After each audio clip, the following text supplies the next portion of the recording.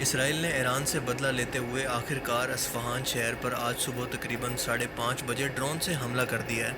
جسے Iranian media نے یوں رپورٹ کیا کہ اصفہان شہر کے پاس کچھ دھماکوں کی آواز سنی گئی۔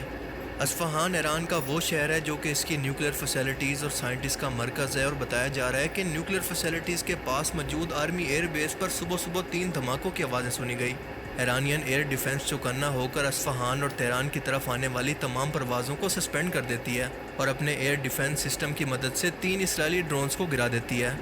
صبح کے 7 بجے امریکہ یہ اعلان کرتا ہے کہ اسرائیل نے ایران پر یہ حملہ کیا ہے۔ اب یہاں پر سب سے انٹرسٹنگ بات یہ ہے کہ یہ حملہ اسرائیل نے نہ کسی میزائل سے کیا، نہ کسی ایئر سٹرائک سے، جیسا کہ ایکسپیکٹڈ تھا۔ اس کی بجائے اس نے 3 ڈرونز کو ایسے ایران کے اندر بھیجا جیسے وہ ٹہلنے نکلے ہوں، اور یہ بس کوئی ثبوت چھوڑنے آئے تھے کہ اسرائیل دنیا کو بتا سکے کہ میں واقعی حملہ کر کے اور اپنا بدلہ لے کے واپس آ رہا ہوں۔ امریکہ نے سب سے پہلے اس خبر کی تصدیق